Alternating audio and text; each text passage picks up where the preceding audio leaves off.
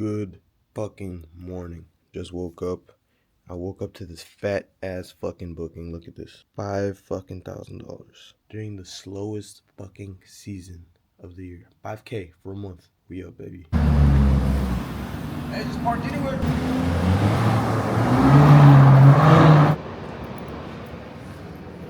Right there, my brother. What up, man? My boy Kino pulled up, about to have us a day. You scared of cats?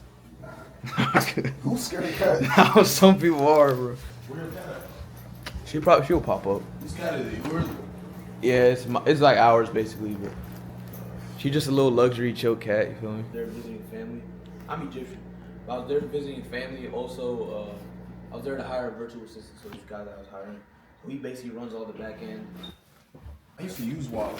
You don't like it? I don't like it for community, but it's good for like this. If you have a Discord community, it's good for it. But I like school because like it's just I don't know. I feel like it's easier to manage, especially when everybody can post their stuff. Like Yeah. like different threads and whatnot. Also, I found out, bro. Like if you don't have money to invest, don't invest it. Yeah. Like it's just crazy. Like the value of your clients, it can affect your business for sure. When people don't have bread, they start questioning everything.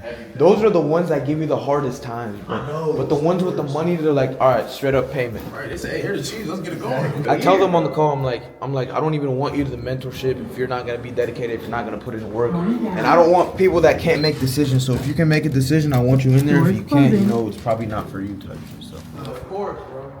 They give the hardest time.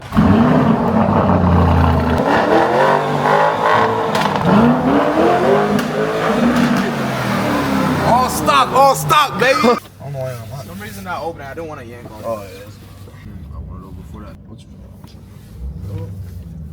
I want to get a kid on it, but I want to also sell it in a couple years. Yeah. Just like for depreciation stuff. But I ain't gonna lie. This year I'm seeing M's. So as long as that's smacking. Were you able to write it off? Oh yeah, this is a write-off for sure, bro. I like the poppies. I love the poppies. Bro, that's why I want to get an exhaust and a stage 2. And they said it sound like gunshots. Bro, it's booked out for like 6 months. Dang. So the expenses are max like 5K a month, so it's printing 25K profit. That was funny. I was thinking about that the other day. Like, some of the laziest people got some of the best ideas, but it don't matter. Exactly. Like the universe and God owns the idea. So he'll give you an idea, boom, let it sit for a little bit. Oh shit, you're not gonna execute it? All right, I'm throwing it over here. But I'm gonna give it to this dude. He gonna do something with it. Okay, you ball holler? Go spit some game on, boy.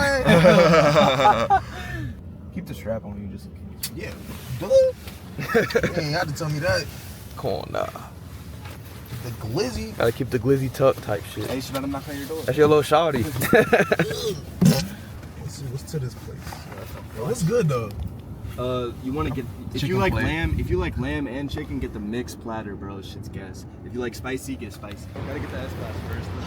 I'm trying to get a McCleasy. McCleasy, you like the McCleasy's? 720S? Yeah, fire. Just pulled one boy to my favorite food truck. It's in the trenches though, you know, put up in the yours, but you know, he got the strap on him though. Hey, I believe in this man. You know when food be in the trenches, when it's dirty potholes and a whole bunch of trash and cups on the side of the road, you know the food gonna be good. Exactly. We're gonna give you a taste test once we get back to the crib though, you know. You know we in the yours though, you know what I'm saying? I'm gonna let y'all know though. I'm gonna keep it our thing. Gosh dang, don't nobody want me over? See, hey, that's the cost of being in the hood, man. It's like, bro. See what we looking at. Ooh. Greedy, man. Let's try it out, man. Kino Money review. Yeah, let me make sure I get a good bite.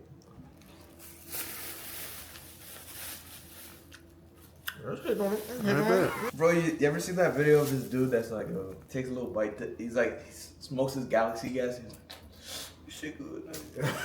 Right now, I'm on the way to one of my Airbnb properties. The most recent one I just set up, because I haven't set up the Ring camera yet. I've been lazy with it. All right, we just pulled up. This is what I'm talking about right here. So this camera right here, I need to connect it to my phone so we can make sure we know who the fuck is coming in, who the fuck is coming out. I just pulled it here to one of my Airbnbs. This is actually like one of my best Airbnbs. I'm gonna tell you guys why. This one like low-key averages 6 to 7K a month in revenue. Here's the thing, on Airbnb, it's easier to make more money when you're selling experiences versus stays. And this is more of an experience. The reason it's more of an experience because, all right, the listing, this is what I call it on Airbnb, right? Bamboo brick private retreat. The reason is we go outside and there's just bamboo everywhere. Look at that. It's a beautiful area, bamboo. People love it. So people actually pay. They pay more because they're in an Airbnb called the Bamboo Private Retreat. The reason I'm here, unfortunately, like last week, turns out there was some bed bugs here. So yesterday, what I did is I ordered a bed bug treatment. So everything looks fucked up and sloppy right now. To pay $1,400 bed bug treatment. But like, here's the thing. That's the shit about business is you gotta handle what's unexpected whenever it comes, because that's all business is. When you're an entrepreneur, shit just comes unexpectedly. What time is it right now? It's 2:41. Oh, actually just got a booking right now. Just got a booking. I believe it's a Christmas booking. Let's check how much we made 4 minutes ago. Guess 2 pets, $756. So we're up right now, $756 on the day. I haven't really done shit except go to my new property, set up the Ring doorbell, go to this one, do a nice checkup. Enough said though, let me give you a quick tour of this Airbnb and tell me if you would stay here in the comments. Let me know. When you walk in, got a foosball table, kitchen, dining area, got the living area. This is on the second floor on a nice avenue over here. Looks hella nice outside. There's a park right here. This is what the living room looks like. Everything stacked up for my cleaner to come and clean this shit. TV, etc. I got the lights hung up. They look dope during the night, but this is the bathroom. Over here, we got the king bedroom area. I cheaped out. Instead of putting up a TV, I put some pictures on the wall. But shit, if it works, it works. You feel me? Then we go upstairs because there's actually a 3-bedroom, right? This isn't just a 1-bedroom. This shit prints every single month. This shit's my biggest breadwinner, honestly. We got a twin bedroom in here. Bada bing, bada boom. Boom up here. This is a 3rd bedroom. 2nd bathroom. This one's a 3-bed, 2-bath. This one I paid $2,000 a month in rent and $7,000 a month in revenue. So basically means, let's say there's another $1,000 worth of their expenses. If I get $7,000 worth of revenue, $3,000 worth of rent, you guys already know what I'm profiting, right? $4,000 a month in profit. It's not always $7,000 a month in revenue. Like, for example, I'm out of breath, but right now we're in December, right? So probably looking more at 5 because it's a slow season. But still, even then, I'm profiting during slow season, which is amazing. Like, this property is my breadwinner right here. I got a couple more breadwinners. I have the unit directly downstairs, but that one's a 2-bedroom. This one's a 3-bedroom. You need to understand, like, I really put my blood, sweat, and tears into this shit. Like, this shit cost me money. This shit took time out of my day. I didn't just get here luckily. This shit wasn't so easy to just set up, learn, listen on Airbnb, price correctly, talk to guests, deal with disputes, deal with problems. That shit's not as easy as you may think it is. Right? If you ever get put in some type of position of power, whether that's money, power, whatever it is, don't feel obligated to help everybody around you, because once you reach some level of success, the people around you are gonna feel it and they're gonna ask you to help them, whether that's teach them what you're doing, give them some money, give them a loan, give them some support, rely on you for everything. When this happens, you shouldn't feel guilty for not helping people out, because first of all, your job is to help yourself. That's the #1 priority.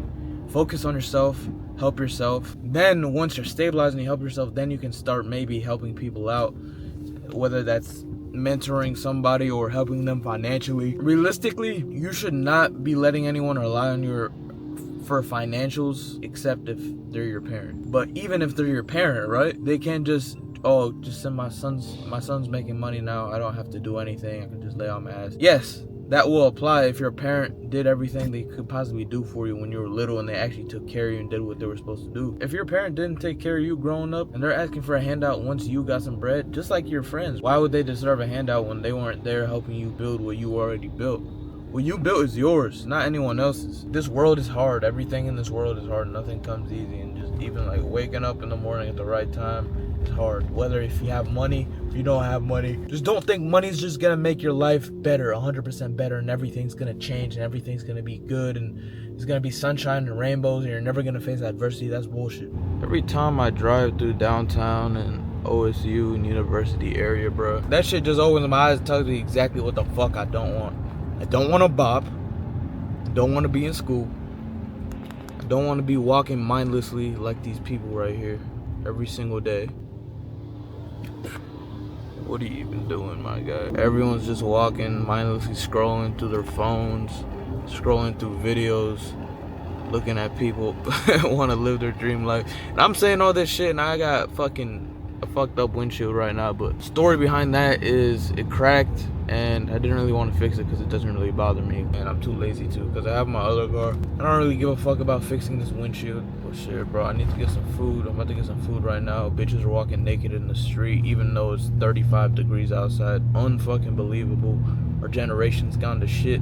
I mean, these are just the thoughts that go through my mind when I'm just like, you know, when I'm just driving down High Street type shit.